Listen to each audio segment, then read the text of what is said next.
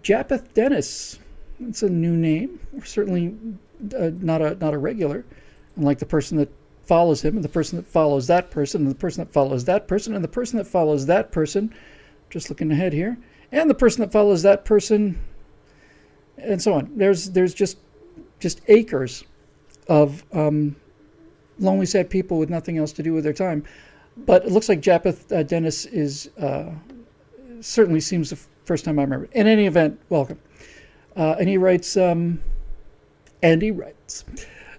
Dear Bill, looking at an election map showing a sea of red with little blue dots where the cities are, it seems obvious that conservatives have failed to take the message of liberty to the urban population. How can we adopt the message of freedom and begin to take down these status fortresses of the big cities? Well, Japheth, the problem is that all of the TV and the movies and the radio come from the big cities. If it turned out that television was produced out in Iowa cornfields, then the people in the big cities would have, by and large, the morality of a farmer from Iowa.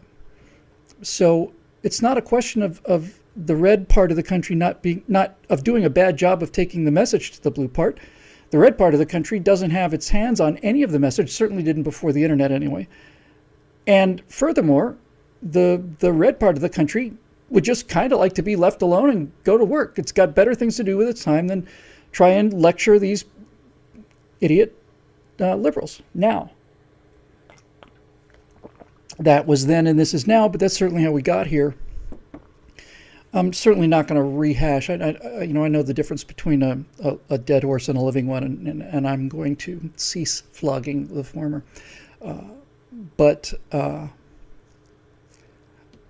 I think pretty much everybody, certainly I think the election of Donald Trump shows that a big part of the country has come to understand that while we would like to be left alone, they wouldn't like to leave us alone, and so the fight's on. If we'd had this conversation, it's funny, Japheth, if we'd had this conversation 20 years ago, I'd say there's nothing we could do. But the thing that's so wonderful is we couldn't have had this conversation 20 years ago. I'm not sure we could have had it 10 years ago. Because right now, this very moment, we're experiencing live, and if you're watching on YouTube, you're experiencing in recorded form the death of all of those megaphones that they owned exclusively, and not just the disappearance of them.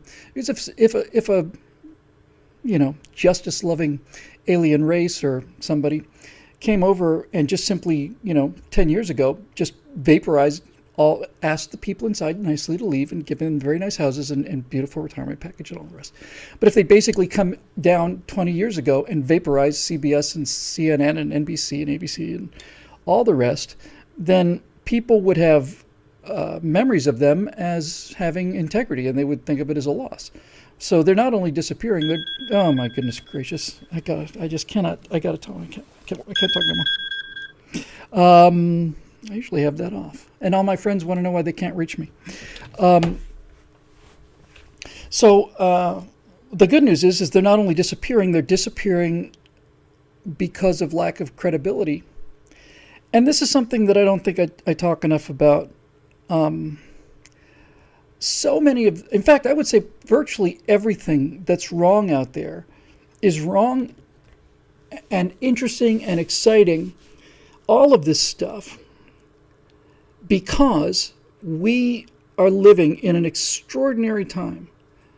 Really only happened once before in human history kind of thing. Honest to God, I'm not joking.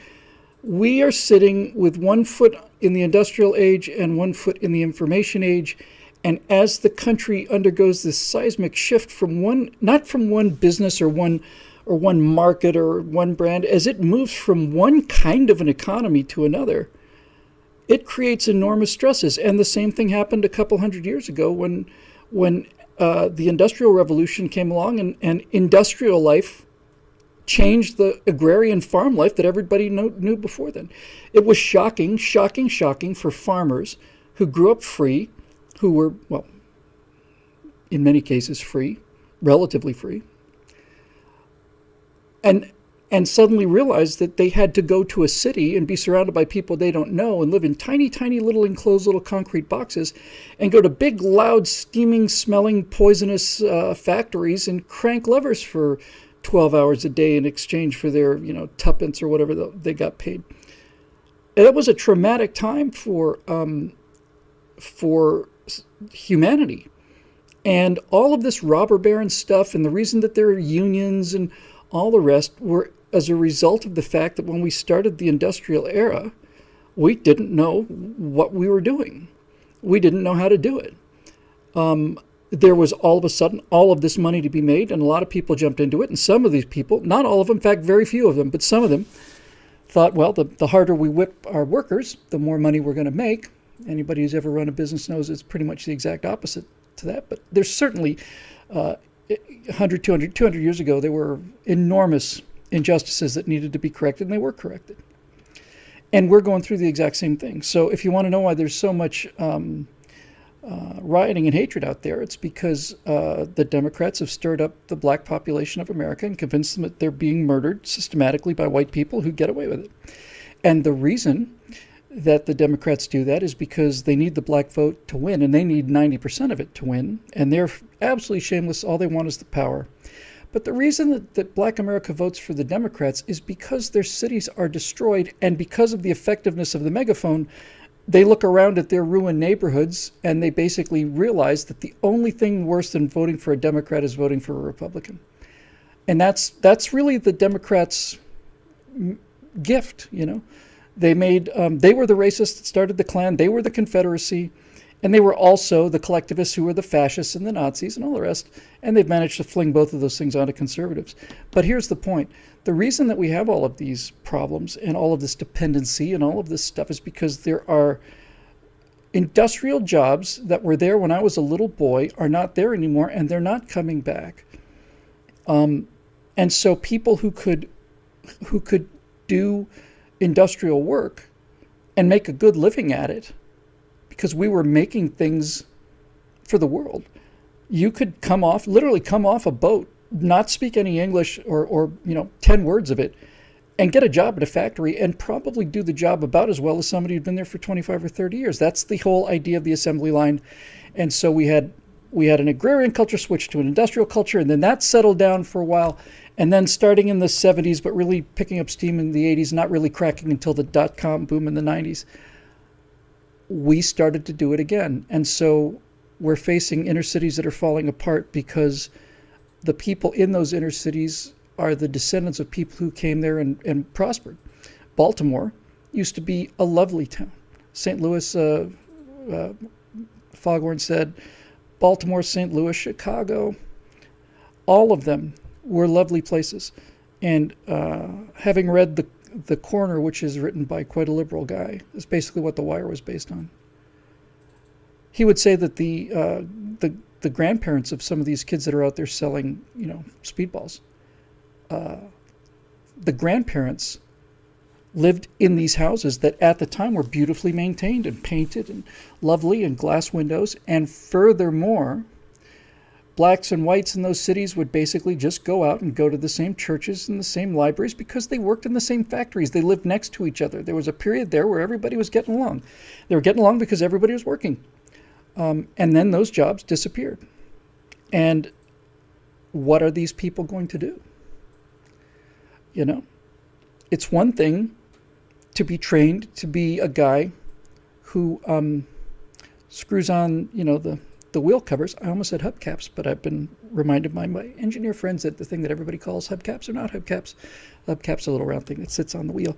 These are the wheel covers. But in any event, you screw the ornament on the hood of the car. That's your job. You do it for 30 years. That's an easier job to learn than being an IT technician or graphic designer or game designer or somebody working in, virtual reality. It's a much tougher thing to learn. So here we are with all these problems. And I know that's a long about way to get there, Japheth, but that's what the show's all about, is the long way there. So the reason we have red and blue is because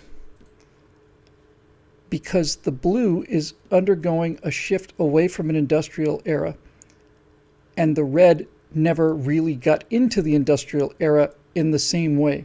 The red is mostly open farmland. I'm doing enormous generalizations here, but the red basically is the country that was always here. The blue is the industrial era centers, which are dying and are going to die. And the reason they're going to die is because of shows like this one. I am sitting in a studio in Los Angeles, but I genuinely could be anywhere in the world with an internet connection. If I was in Antarctica and had a good internet connection, you would have no way of knowing. And furthermore, it wouldn't matter to you in the slightest. It just wouldn't matter whether I live in a city or not. So information age, you can scatter around the world.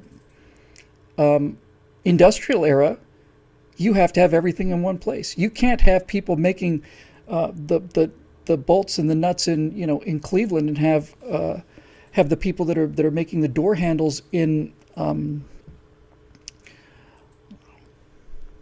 Arizona and try to put the car together. Sooner or later, all these things have to come together in one place. So that's the fundamental divide, I think, is that the Democrats basically, well, let's just call them the progressives. The Constitution, as written prior to the 16th Amendment, was pretty near perfect. I'm in favor of the amendment allowing women to vote, although I think the verdict is still out on that one, to be perfectly honest with you. And nevertheless, the things like the income tax and the 17th Amendment and all the rest are terribly destructive. And these are the progressive amendments. Abolition. We're going to ban alcohol. Why? Well, I'm not saying that drinking wasn't a problem on a farm, but you don't have time to be dead drunk on a farm every night. You're just not going to, you're going to starve. So in the cities, however, it was an enormous problem. And all these people work very hard, come home, and no real entertainment, certainly no affordable entertainment. They sit around, get drunk, and beat up their wives and kids. And so we're going to ban alcohol. How'd that work out? All of these are progressive amendments, and they're all brought into the mix by urban problems. And urban problems are centralized and vertical, and slow and stupid and expensive and clumsy. And did I mention expensive? So again, Japheth, the only good news is we don't know what's going to happen, but we do know that that we don't know what's going to happen. That's the only thing we know. We are in uncharted waters, and humanity has never been here before. I certainly think the idea that the economy is rapidly diversifying to the point where really, I could do virtually all of this. In fact, I could do this entire operation out of individual people's houses. And more that's getting to be the case. So the good news is that the internet is here, and if it hadn't been for the internet, you wouldn't be listening to me. I wouldn't be listening to you. I wouldn't be asking for memberships, and those of you that have answered the call wouldn't be paying them. And nevertheless, here we are. The future looks like this, and this is, I'll just close by saying this. This is the part that's hard for me to really not to understand, but just to believe emotionally. It's just a product of being, raised. I spent 50 years watching television and thinking that in order to reach a lot of people, you needed things like very expensive lighting and expensive sets and $1 million cameras and producing staff of everything and everywhere. Did I say abolition? I meant to say prohibition. Thanks, Dave Big Booty. So I still like putting good graphics on the elements and stuff, but it's just not true. People would rather get it. The more I produce a segment, the fewer people watch it, because of the nature of the internet and its two-way communication, and the fact that there's no way anybody could afford to do a show, even if I was wildly famous. No one's going to give me 2 hours of airtime on Tuesday night on NBC to do this dog and pony show. So what we're finding out now as the economy changes is that This is the future. Shocking and depressing though that may be, the future looks like this. The future looks like Daily Wire podcasts and so on. And what we find is affinity is really what's driving things today. That's really where the market is. Since everything is so fractured, there's so many different platforms, so many different programs, you simply can't put, 40 million eyeballs on one place anymore. So since the audience is fractured into millions of tiny bits, everybody looking for their own content, affinity is a big deal. Affinity is the degree of connection that the audience feels to the TV personality or host or star or whatever. And I am extremely proud to say that while we have nothing like the biggest audience out there, nothing like, or anything like the biggest budget either, I have been told by 3 people who are simply social media analysts that I have the highest affinity numbers they've ever seen, and that's largely due to you guys, to the Stratoloungers. The loyalty and the connection is really tremendous, and I'd rather have that than any of the other 2, to be honest with you. So, Japheth, we got a lot of work to do, and we're trying to do it every day, and we're making a difference, because if there's absolutely no way Donald Trump would be president if it hadn't been for the internet. It's just no way. And there'd be no way we wouldn't be having discussions about fake news if it hadn't been for the internet. We would, because we had fake news for the last 50, 60 years and we didn't know it. Walter Cronkite, the most trusted man in America, basically did a show one evening and said that we can't win in Vietnam. And the support for the war fell 40 points or something like that in the space of 2 days. And Walter Cronkite was a one-world socialist, and I saw him with my own eyes at the end of his life accepting an achievement award for a group of people who were internationalists. And Walter Cronkite said, it's going to be tough to get Americans to give up their sovereignty, but that's what it's going to take. This is the most trusted man in America basically saying to you that the entire idea of America is archaic and needs to be destroyed. So, yeah, of course it's fake news. They're deciding what we see and what we don't see. And if we had fair news, I'm looking forward to, and it's not entirely out of the realm of possibility. As a matter of fact, I suspect it's actually quite possible. I'm looking forward to robotic news. I'm looking forward to artificial intelligence news that simply gathers stories, assembles them, and prints the facts. This is what is known. Somebody could provide that service, I think, as long as there were watchdogs on it, because somebody would, as long as you can provide it, somebody will try to cheat. But anyway, that's that.